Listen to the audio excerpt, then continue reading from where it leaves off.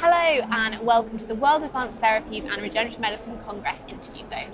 My name is Freya Least, I'm the editor of RegMedNet and I'll be your host for today. I'm very pleased to be joined by Miguel Forte from Zelluna. Thank you, Miguel, for joining us today. Thank you for inviting me. So, for people who may not be familiar with Zelluna, could you tell us a little bit about the company and how you came to be involved in it? Good, sure. So, Zelluna is a Norwegian company, a startup. It was established in 2016, and it is a TCR-focused company. We have a series of proprietary TCRs, which are unique, and the source of them is a very competitive, differentiated one. And we have two payloads, either autologous T cells or an allogeneic NK cell approach. The company is currently in the translational phase, i.e. putting in place what it takes to go into the clinic, and we aim to be in the clinic within the next year, and then have the first readout in 2021. Fantastic. And what brought you to work at Zelluna? What brought me to Zelluna was first and foremost the project. You know that cell therapy is becoming of age. We're seeing huge opportunities, a lot of value being delivered to patients, and we're also seeing a real business opportunity with cell therapy. Immuno-oncology still represents a challenge. Despite the good results with hematological malignancies, we still haven't got real traction in solid tumors. And the opportunity that I was presented when I was attracted to Zelluna is a unique, differentiated, because of the source of the TCRs, because of the antigens that are target, and mechanism of action, to really have an impact, hope to have an impact in solid tumors. So it was the attractiveness of the project and the potential to bring value to patients that brought me to Zelluna. It seems very interesting to come across a company that has both an allogeneic therapy and an autologous therapy, because they have such different needs. How do they manage that? I actually think that any company in cell therapy should have a current autologous approach, because that's where we are, but should have an allogeneic strategy. I think down the road we're going to have autologous and allogeneic in different situations, and it's going to be part of it. I'll give you one example. We may have the off-the-shelf allogeneic for an initial approach for the patient, and then even use an autologous for a sustained approach, because you know the allogeneic has got less chances of having permanent cells. The autologous is you take your own cells, gene modified, you have an opportunity for a long term. So I believe that today anyone developing should see both opportunities. We're particularly lucky because we have the unique TCRs that we have, and we also have IP that enables us to transduce NK cells with those TCRs. So we're a TCR company, but we have the opportunity to do what other TCR companies do using T lymphocytes, but also the opportunity to take those TCRs into NKs, giving us an off-the-shelf allogeneic approach. So you've mentioned a few times that Zelluna's TCRs are unique. What makes them different to other TCRs? So, you know, in the approach to solid cancers, the CARs have some potential limitations. TCRs have an opportunity to have a chance of tackling the solid tumors.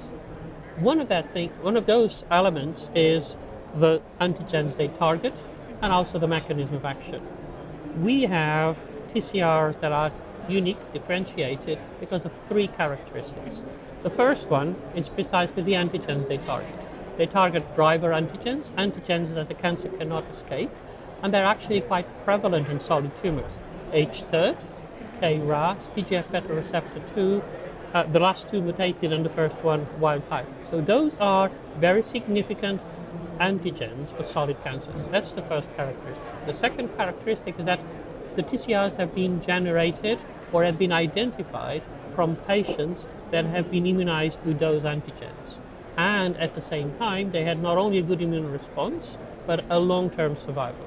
So relevant antigen, immunization, patient has a long-term survival, which enriches those TCRs, and then we fish and take those TCRs, and then now we take them through development. The third element is that the majority of those TCRs are class 2, HLA class 2 restricted. So they not only have the direct effect, but they also bring other cells into the mix by interacting with HLA antigen presenting cells, macrophages, and actually driving epitope spreading.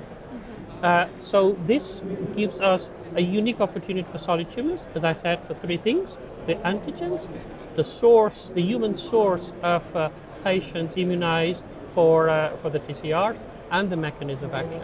Interestingly enough, only another organization is having a similar approach, which is Kite.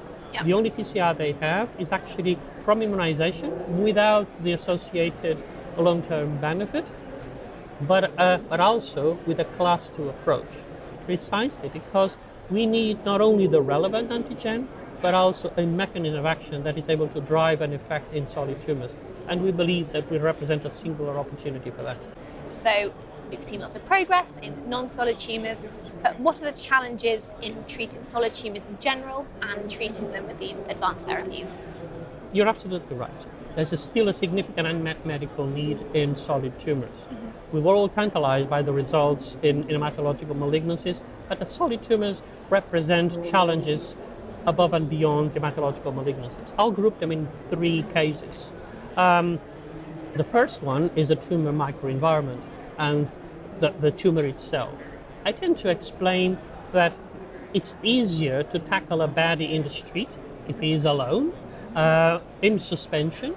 So that's why hematological malignancies are easier. But if your baddie gets together with a few others and hide in a building, then the police has got less chances of going in. So that's that environment that the cells need to go in. That's the first thing. The second thing is the antigens. CD19 is a low-hanging fruit. We need to find relevant antigens that enable us to have a tumor-guided effect without off-tumor effects. And that's where the TCRs, I believe, have an opportunity because of the chance of recognizing all antigens, while CARs can only recognize some of the antigens, about 10 to 30% of the available antigens. CARs can recognize, while TCRs can recognize all the antigens. So, environment, then the right antigen to be selected, and then finally, I think we know less about the effect of the cells, the conditioning, the right dose. We're seeing some good results. Adaptimmune is getting good results and taking a product to the market. Probably, they're probably going to be the first ones. So we're starting to know that it is possible. And I believe that the TCRs, because of tackling the antigen difficulty, tackling the ability to penetrate, with all the uncertainty that we still have in terms of how to develop them properly, will eventually be the chance that we will have an opportunity to control or have an impact on solid tumors. And obviously, I imagine it will be quite helpful to you if you're not the first one to see how Adaptimmune navigates the regulation, the clinical testing, all that reimbursement. Will that be lessons you can learn, do you think? I'm pitching this afternoon, and I'm going to say that we're unique but not alone. Okay. And I think that's important. And I think, first of all, we're seeing a lot of development in cell therapy. So we're all together in this. Yeah. And I think we're all unique, some with different value propositions. And so it's important that the field gets successes, that we learn from those successes, that we adapt those successes and the learnings to whatever is our value proposition, and really, in the end, bring value to patients. So we're very pleased to see that progress. We're very pleased to see that there's an opportunity, and again I repeat, because of the antigen target, because of the mechanism of action that we're able to deliver, and above all because we're starting to learn how to develop this product, how to regulatory-wise to go about it, how to manufacture, how to decide for the best dose, how to consider about conditioning. All of that is helping us, all of us in the field, to actually do it better and faster. And again, the patient is the one who's going to benefit with that. Fantastic. So, on the subject of your talk this afternoon, so you're presenting on development strategies for the late stage in mind. What is the late stage? I think the patient is the late stage. Okay. I mean, translation is taking a scientific idea into an industrial product. The industrial product will bring value to patients, but that value will only really be delivered to the patient if we, from the get-go, we think, how is it going to be used in the market? how easy is it going to be for the clinician to administer it? How convenient is it going to be for the patient? Not multiple doses, single dose, all those small aspects that even if you're at the very early stage of thinking science, you need to see how this is going to be used in the market. From a as I said, from a clinical point of view, from a patient point of view, but also from a cost-effectiveness point of view. You should make manufacturing decisions that really optimize your manufacturing, not only from a technical product characteristic point of view, but from a cost point of view and efficiency point of view. So the question is, we all bring value propositions where most of us are in early stages, but we all want to take the product to the market and bring value to patients, and we need to be cognizant of all the specificities of a product being used on the market. I'm very, very happy to see a lot of organizational guidance, even political decisions on making it possible for the new products to be used. The UK is taking significant steps on getting a network for it to be used. In the US, different organizations are setting up parts of their buildings and in terms of being ready to administer these products. So we need to see that, learn from that, and adapt our development even on early stages with that late stage in mind. So for me, late stage is making it a viable product that will bring value to patients and always be focused on that final end from first steps of development. So with all these new organizations, these networks linking up the research with that late stage, is the future of solid tumor treatment, is it CAR-T? The future of solid tumor treatment is going to be, as I said, when we're able to target the right antigens and we're able to have the mechanism of action that is a more comprehensive mechanism of action, and then we know how to exactly use this clinically. I believe also that we're going to see the different propositions being used in combination. We're going to use the PD-1s to remove some of the break in terms of the immune response. We're going to see the immediate autologous, the immediate allogenic approach to give an off-the-shelf immediate support for the patients, and potentially then an autologous to give the long-term benefit. So in all, we're going to see the different approaches being adapted for different parts of the solution and comprehensively and together being used as a value proposition to patients. After all, that's what happens in all fields of medicine. You come with one product and you have a combination and you have alternatives. The beauty is that now cell therapy in the different modalities is being part of that approach. And we're going to see more and more of that. 10 years ago when I joined the cell therapy field, or my first project, cell therapy was a cute thing. Now is a valuable business proposition, bringing value to patients on the market. Fantastic. And finally, what can we expect from Zelluna in the next few years?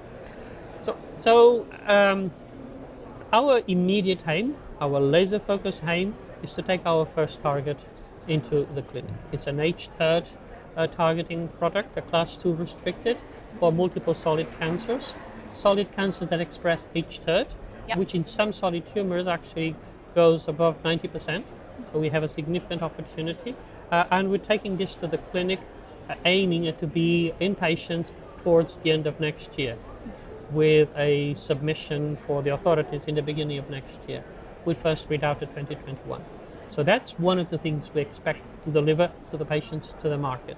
Behind that, we're putting a lot of effort on our preclinical development of the allogenic approach, which will come after that. And we have a large number of TCRs that have been isolated from those responding to immunization patients, which will enable us to then, with the two payloads, either the T cell or the NK, target different HLA groups, different patient populations, different cancers, and that would be then the next stage. So very clearly, kind of on the 2-year horizon, an initial clinical data, on the 2 to 5 year horizon, additional autologous, and an initiation of the allogenic approach. Again, all of that using the TCRs, the different payloads, addressing solid cancers and aiming at bringing value to patients. Fantastic. Well, Miguel, thank you very much for joining me. Thank you. Thank you for the invitation. Thank you for joining us, and I'll be back with another interview from the Interview Zone very shortly.